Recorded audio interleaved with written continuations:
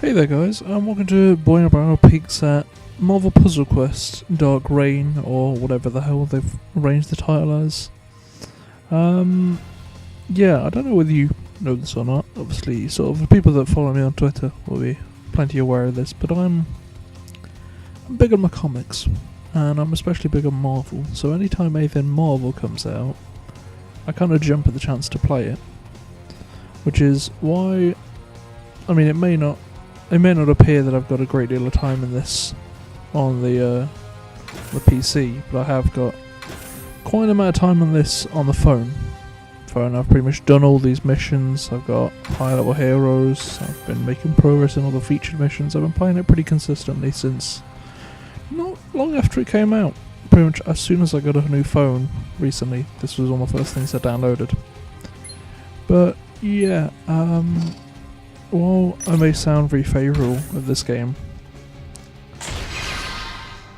there are issues I have with it. And it's more to do with issues I have with the PC version than issues I have with the general game itself. But let's sort of just take a look at the gameplay, because this is essentially the gameplay. It's a match 3 game. Puzzle Quest implies that, because Puzzle Quest is a series of match 3 games. Obviously, if you know anything about them. Yeah. It's fairly typical match 3, to be honest. It's nothing out of the ordinary. It's not like 10 million or something like that. They've introduced a major twist. It's basically just Puzzle Quest. You collect tiles, use heroes' abilities. And yeah, I mean, I'm fighting against Juggernaut right now with what characters I have at this early stage in the game. So yeah, and I'll show you how to fight Juggernaut, or not. It's not a huge amount I can really explain.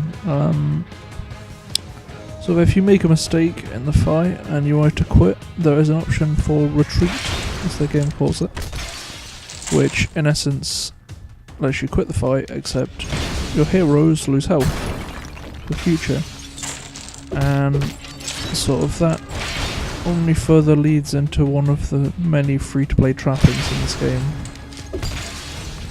I'm not going to say it's a bad free-to-play game on that account. It's not. It's everything you can get by paying for it, you can also get by just playing the game, which is obviously, you know, the fairest system you can have, apart from just cosmetic items, but it's not something that works for this game. The issue is that a lot of the stuff, obviously, you know, you pay, you get it faster. A lot of these games work. And yeah, there are issues with the system in this game. Also, I'm just getting destroyed by the AI right now.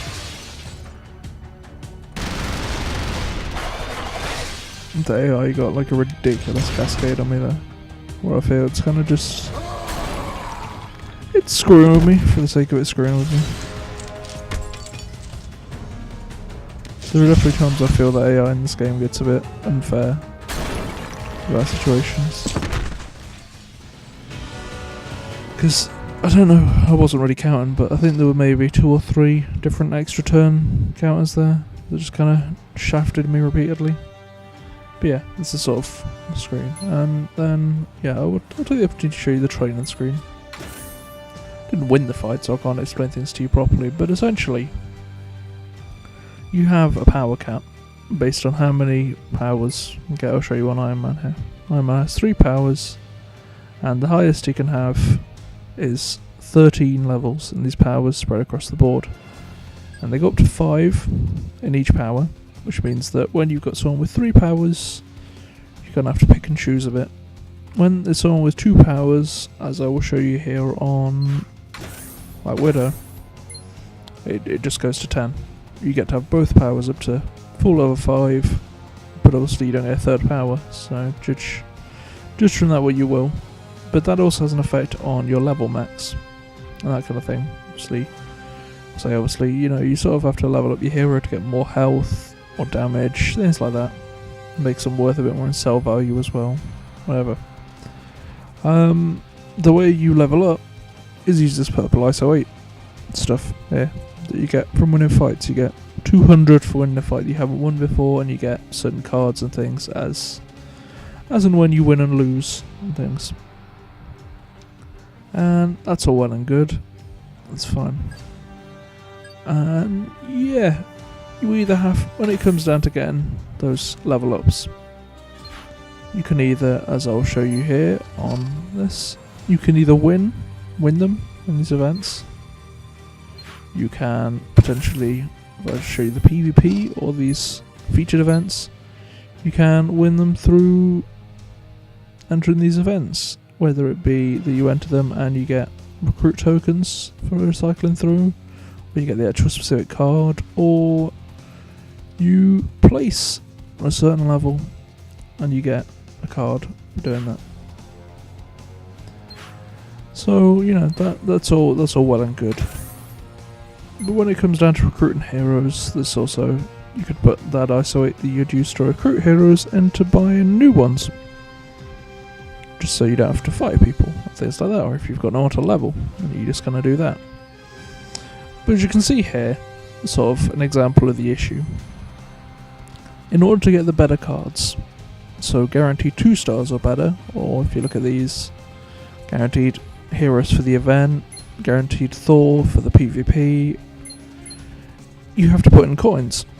And you can earn these hero coins. There are events that you can earn some in the events, and there are certain sort of certain matches and story beats where you can win some coins as well. For the most part, those are the currency that you buy. But at the same time, you can also buy the purple ISO 8 to train up your heroes faster. So what this means is, it's a pretty radical jump between you can earn these things in the game by just doing things and being good at the game and just progressing through the story and things without trying to do much. But there's a real hefty leaning advantage towards, if you're willing to put money to the game, then you can get somewhere. And the case where this is true is health packs. You buy more health packs with hero coins.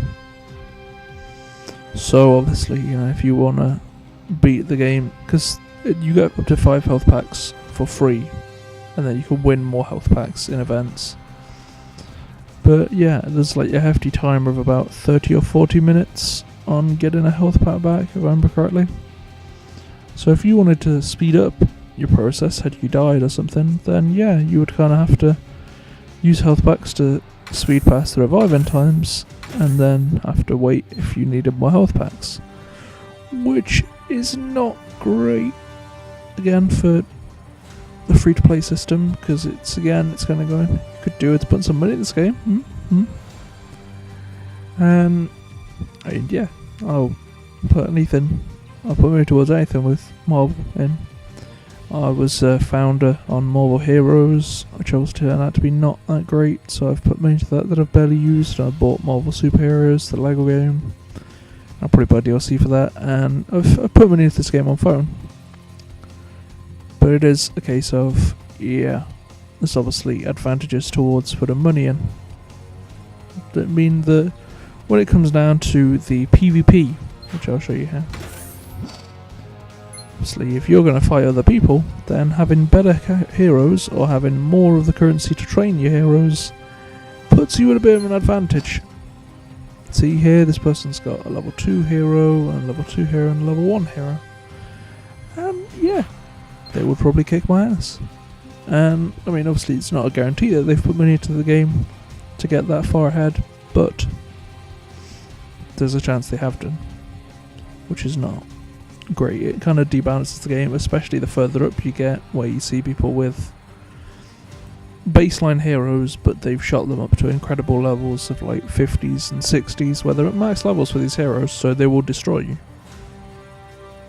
And so it's kind of a general issue with Marvel Puzzle Quest Dark Reign. It's one of the few general issues I have with it, phone or PC. But to get on to the more specific PC issues I've got with this game, you might notice when I was looking at event rewards that I was having a bit of an issue scrolling.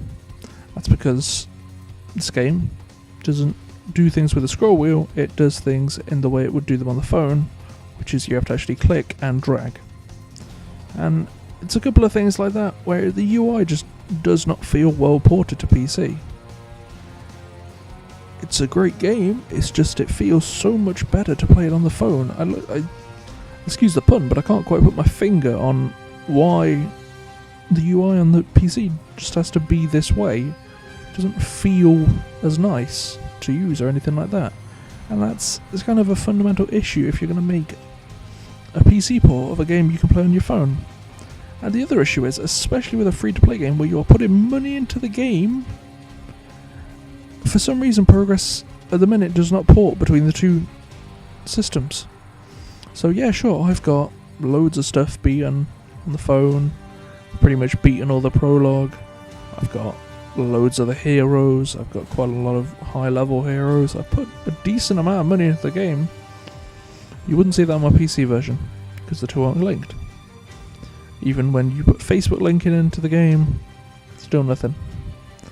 And you kind of have to question, well, it's all well and good doing things like tying the PvP together, doing things like that, because I wasn't able to get my name on PC PvP, which I figure is because I already have my name on phone PvP. But why not just link them? Because that would work so much better. If I was able to play on my phone on the go, and then come home, sit on my PC and play it, and have the two connected, that would be perfect. That would work wonderfully. I'd probably be able to forgive some of the issues with the PC UI and some of the... because I'd still have the progress I made.